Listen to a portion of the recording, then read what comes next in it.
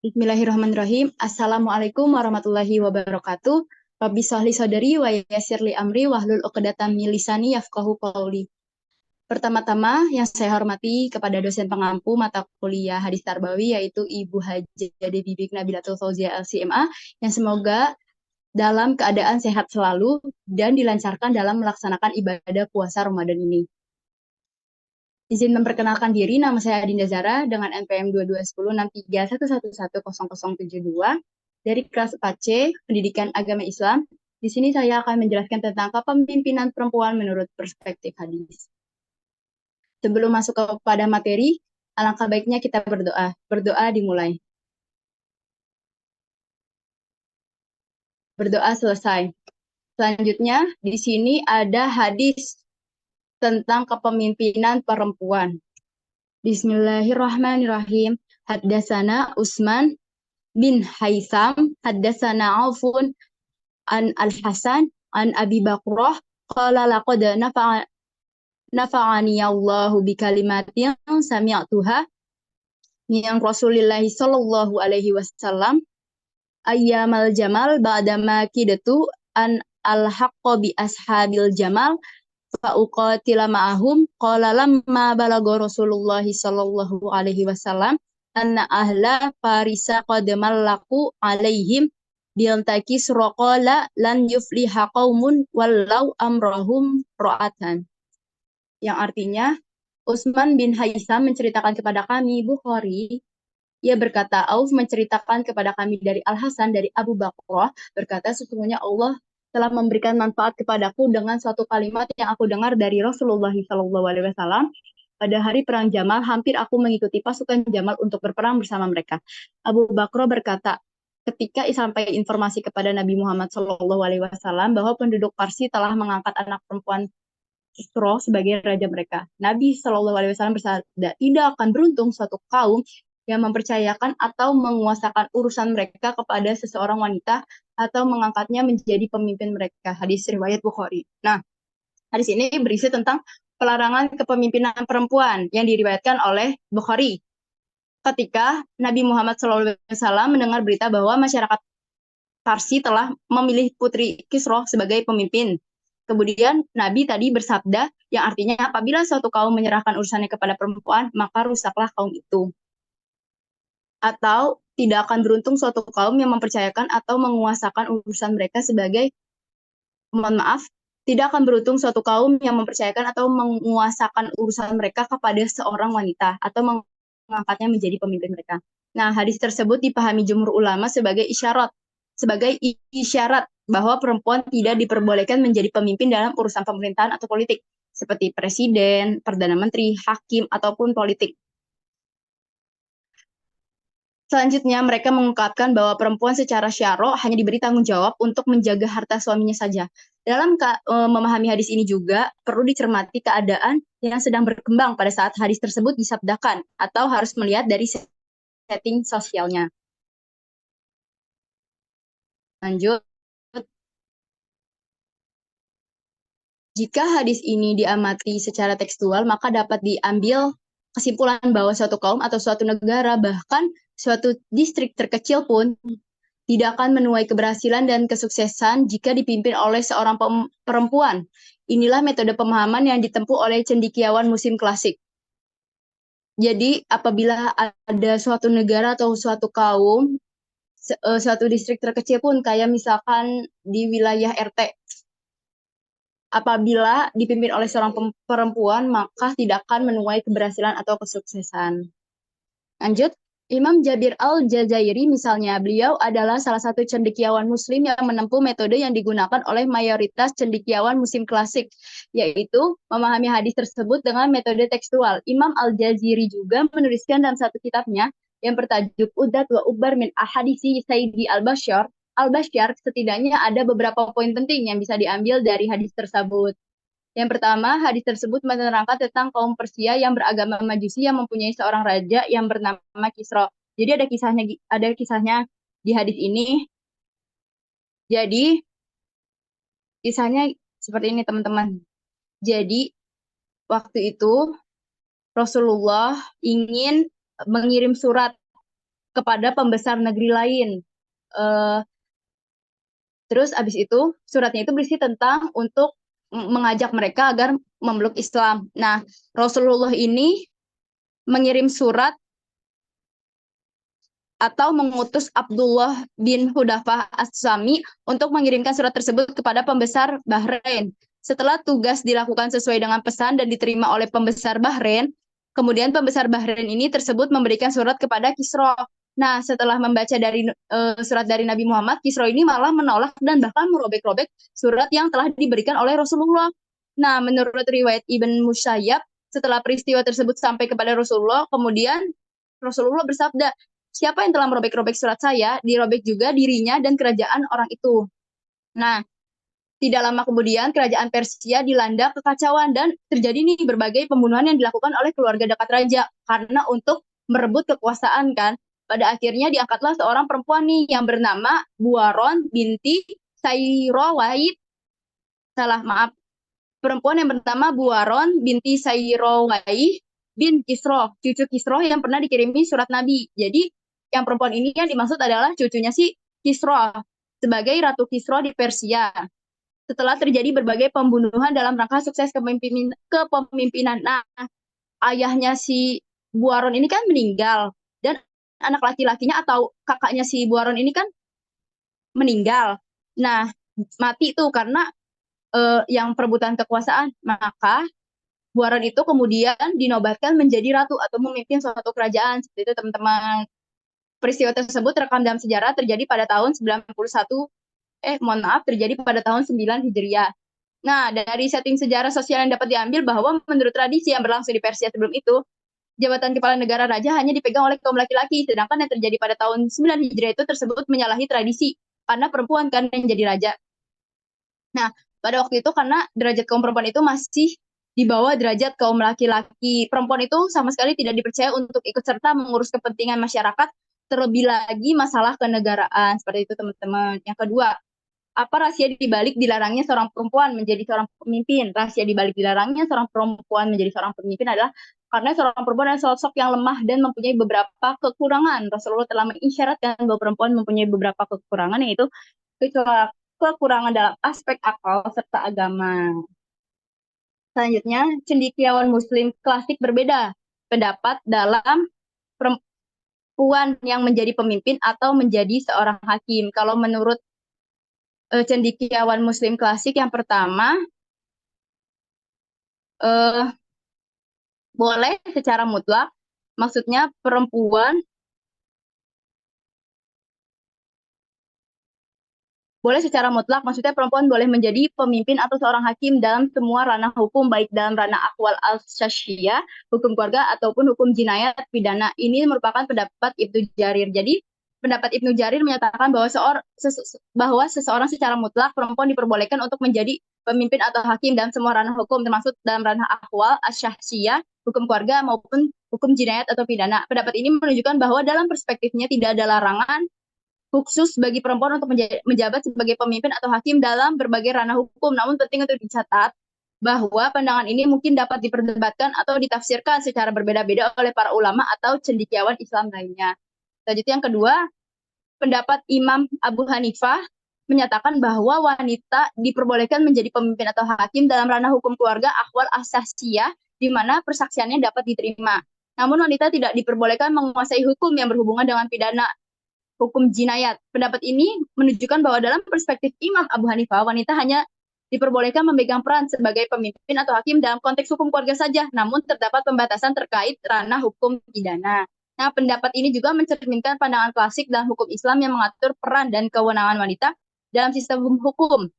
Namun penting juga untuk dicatat bahwa pandangan ini dapat diperdebatkan dan ditafsirkan secara berbeda oleh para ulama dan oleh cendekiawan Islam, serta dapat dipengaruhi oleh konteks historis dan budaya. Oke, selanjutnya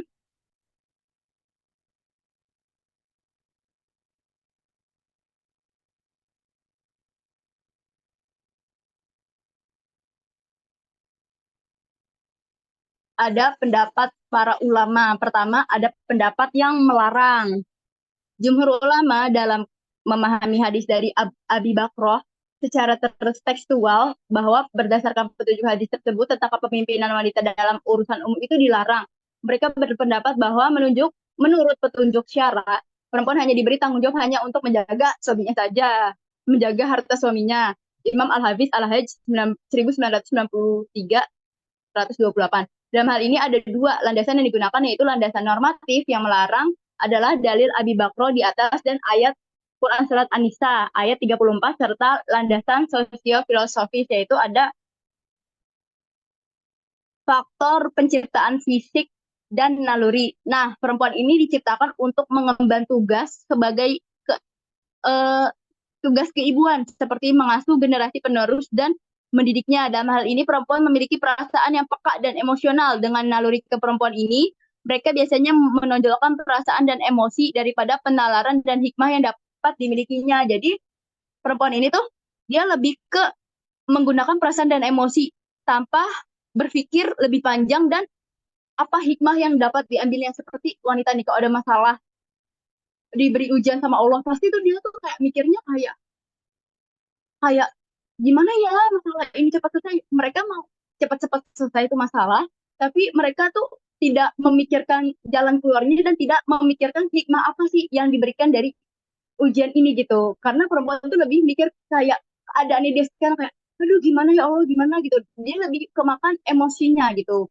Karena pada hakikatnya perempuan itu bersifat baper gitu.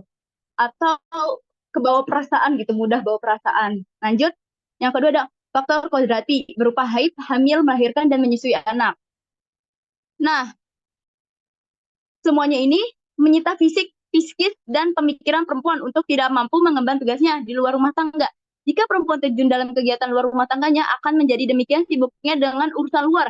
Padahal anak-anak yang harus diasuhnya lebih layak mendapatkan perhatiannya. Menurut A. Rosdiana 2003, 17-18. Jadi, pada hakikatnya seorang ibu itu tidak bisa sambil bekerja. Karena apa?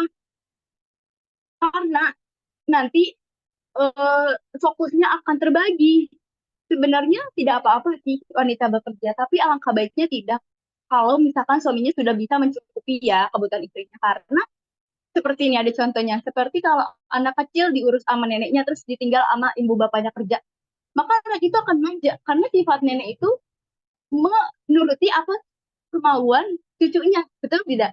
Nah, abis itu misalkan ada nih anak mak bapaknya kerja, terus dititipin sama pembantunya. Seperti yang lagi kasus viral sekarang, yang anak tersebut dipukuli sama ART-nya sendiri.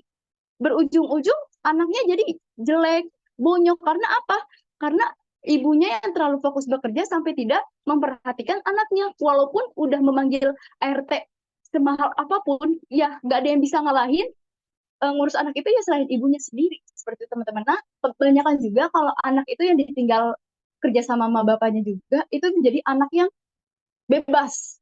Atau ada anak yang merasa gak diperhatikan, maka dia akan nakal karena dia butuh atau haus akan perhatian mereka. Seperti itu teman-teman.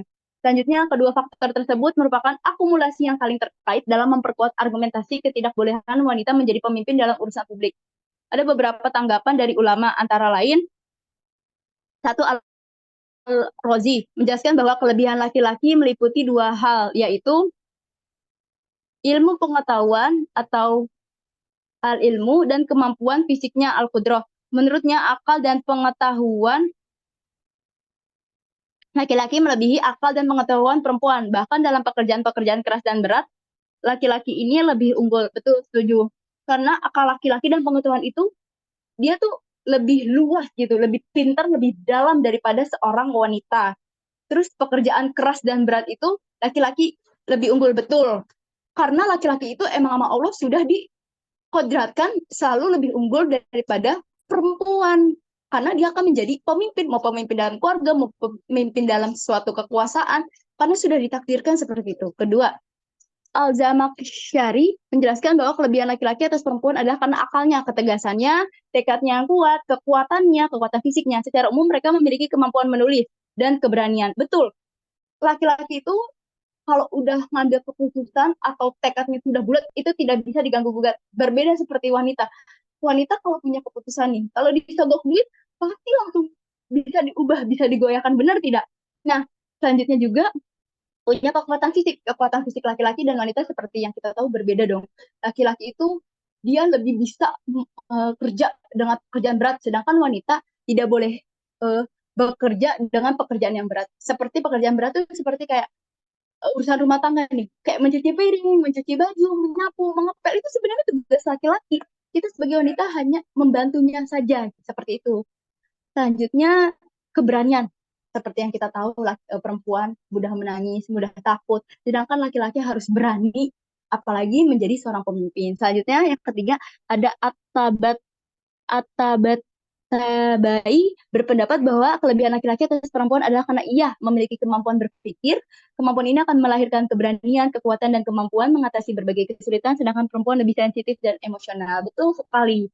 Karena laki-laki ini pemikirannya lebih kritis, lebih ke depan, lebih memikirkan memikirkan apa ya, yang seperti saya jelaskan, kalau punya ada masalah itu jalan keluarnya dan hikmahnya gitu teman-teman. Jadi, nah, dari kemampuan berpikir yang baik ini akan melahirkan sebuah keberanian, kekuatan, dan kemampuan dalam mengatasi berbagai kesulitan. Sedangkan perempuan sensitif, mudah marah-marah, dan dia lebih menggunakan egonya atau emosionalnya.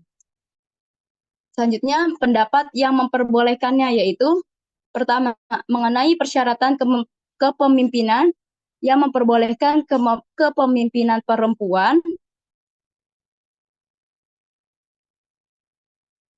Menurut mazhab Hanafi dan bin Hazm al-Zahir mengemukakan bahwa persyaratan lelaki bukan mutlak kekuasaan kehakiman. Perempuan boleh saja menjadi hakim, akan tetapi ia hanya mengadili perkara di luar pidana berat atau kedudukan kisos.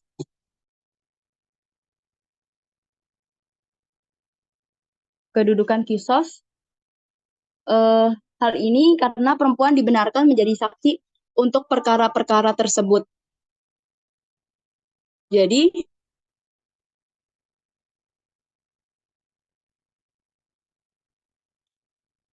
kedua, pendapat Ibn Jarir Al-Tabari dan Al-Hasan Basri menyatakan bahwa perempuan boleh menjadi hakim untuk menangani berbagai perkara. Laki-laki tidak menjadi syarat bagi kekuasaan kehakiman. Bagi mereka, jika perempuan bisa menjadi mufti, maka logis kalau ia juga menjadi hakim.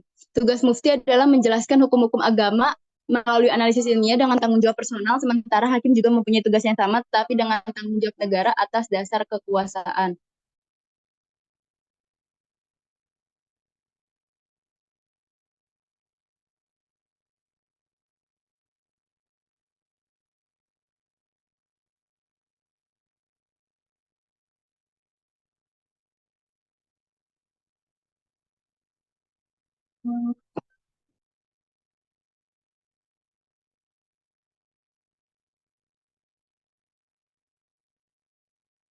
Selanjutnya ada pendapat yang memperbolehkan. Nah, pertama, mengenai persyaratan kepemimpinan yang memperbolehkan kepemimpinan perempuan, menurut Imam Abu Hanifah,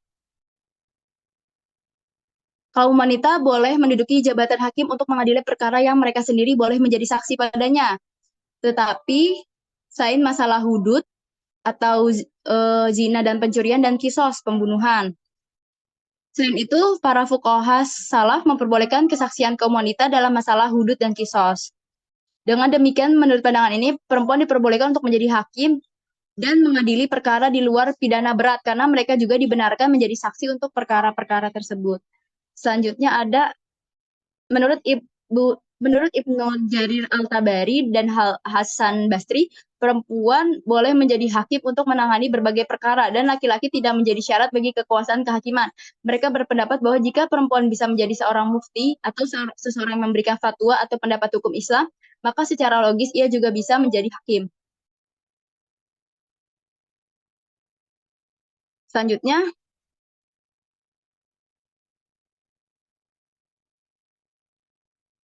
menurut pandangan ini juga, tugas seorang mufti ini adalah menjelaskan hukum-hukum agama melalui analisis ilmiah dengan tanggung jawab personal. Sementara itu, seorang hakim juga memiliki tugas yang sama, tetapi dengan tanggung jawab negara dan atas dasar kekuasaan. Selanjutnya ada pendapat Ibnu Jarir Al-Tabari ini dan Al-Hasan Basri ini juga menunjukkan bahwa mereka memandang perempuan memiliki kemampuan untuk memegang peran penting dalam kehakiman tanpa memandang jenis kelamin sebagai syarat mutlak dalam memegang kekuasaan kehakiman. Dengan demikian, pandangan ini menggambarkan dukungan terhadap partisipasi perempuan dalam kehakiman dan menekankan bahwa kemampuan individu lebih penting daripada jenis kelamin dalam menentukan peran dalam sistem kehakiman. Dan terakhir ada menurut Darwah Daud Ibrahim sebagaimana dikutip oleh Nana Nurliana bahwa dalam kenyataannya wanita dan laki-laki pada dasarnya sama-sama cerdas otaknya, sama-sama mulia budinya, sama-sama luhur cita-citanya. Mereka sama-sama dengan memiliki impian dan harapan, mereka juga sama-sama didera oleh kekhawatiran dan ketakutan, sama-sama memiliki potensi untuk pemimpin. Nah, pandangan ini juga menekankan kesetaraan antara wanita dan laki-laki dalam hal kecerdasan, moralitas, aspirasi, dan potensi kepemimpinan.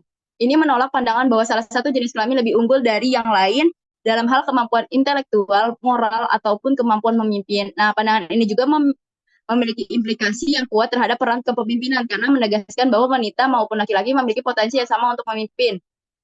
Ini menekankan pentingnya memandang individu berdasarkan kemampuan dan kualifikasi, bukan berdasarkan jenis kelamin. Pandangan ini juga menyeratkan perlunya menghapus stereotip gender dan memberikan kesempatan yang adil bagi wanita untuk memegang peran kepemimpinan di berbagai bidang, termasuk dalam konteks kehakiman dan penegakan hukum. Yang terakhir ada nilai pendidikan yang dapat dipetik dari hadis ini. Pertama, ada hadis ini mengajarkan pentingnya kewaspadaan dalam memilih pemimpin. Meskipun tidak menutup kemungkinan seorang wanita dapat menjadi pemimpin yang baik, pesan dari hadis ini menekankan pentingnya memilih pemimpin berdasarkan kualifikasi dan kapabilitasnya, bukan semata-mata berdasarkan hanya jenis kelamin. Jadi hadis ini menegaskan bahwa setiap individu memiliki tanggung jawab kepemimpinan dan setiap kepemimpin ini akan diminta pertanggungjawaban atas kepemimpinannya. Hal ini menunjukkan bahwa kepemimpinan bukanlah semata-mata tentang jenis kelamin saja, tetapi lebih tentang kemampuan, kualifikasi, dan tanggung jawabnya terhadap yang dipimpin. Pesan dari hadis ini juga mencerminkan pentingnya memilih pemimpin berdasarkan kualifikasi, kapabilitas, dan integritasnya. Ini menunjukkan bahwa dalam Islam kualitas kepemimpinan lebih diutamakan daripada jenis kelamin. Dengan demikian, hadis ini menekankan bahwa wanita maupun laki-laki dapat menjadi pemimpin asalkan memenuhi kualifikasi dan kapasitas yang diperlukan. Jadi cara memilih pemimpin yang baik itu dengan cara melihat riwayat hidupnya sebelumnya. Itu kan bisa dicari di Google ya kan, atau bisa dicari di apa ya, kayak sumber-sumber terpercaya kan. Terus habis itu kayak lihat riwayatnya, dia pernah korupsi atau enggak, dia pernah mabuk apa enggak gitu kan, bisa kita tahu gitu kan. Apalagi sekarang ada sosial media gitu, pasti bisa kebongkar semuanya kan. Terus habis itu juga kayak yang kedua, ada hadis menunjukkan bahwa pendidikan dapat digunakan sebagai alat untuk menghindari kesalahan seperti kesalahan dalam memilih pemimpin. Ini menunjukkan pentingnya pendidikan dalam membuat keputusan yang tepat. Jadi pesan dari hadis ini menekankan bahwa pendidikan memiliki peran krusial dalam membentuk kemampuan individu untuk membuat keputusan yang tepat, termasuk dalam konteks pemilihan pemimpin. Dengan pendidikan yang baik, seseorang dapat mengembangkan kemampuan untuk menganalisis, mengevaluasi, dan memilih pemimpin berdasarkan kualifikasi, kapabilitasnya, dan integritasnya, bukan semata-mata berdasarkan faktor dan objektif seperti jenis kelamin. Dengan demikian, hadis ini menegaskan bahwa pendidikan dapat membantu individu untuk memahami pentingnya memilih pemimpin berdasarkan kualifikasi dan kapabilitasnya, serta untuk menghindari kesalahpahaman dalam proses pemilihan presiden atau memilih pemimpin. Ini menunjukkan bahwa pendidikan memiliki peran yang sangat penting dalam membentuk masyarakat yang mampu membuat keputusan yang tepat dalam konteks pendidikan. Jadi di sini itu kayak nilai pendidikannya yaitu uh, kayak kan ada dua pendapat, ada wanita boleh jadi pemimpin, ada wanita yang tidak boleh pemimpin. Itu termasuk itu terserah kita mau milih yang mana gitu. Tapi apabila nih ada suatu daerah ada hanya ada laki-laki yang memiliki unggulan itu hanya sedikit daripada perempuan. Misalkan perempuannya lebih kayak riwayat hidupnya lebih baik daripada laki-laki ini, maka tidak ada salahnya gitu apabila perempuan ini bisa menjadi seorang pemimpin apabila dalam masa bekerjanya atau masa riwayat hidup itu baik gitu. Karena kayak Ratu Balkis gitu, dalam kepemimpinannya kan dia sangat baik ya, sangat maju gitu, membuat maju seperti itu teman-teman. Jadi kesimpulan yang dapat diambil,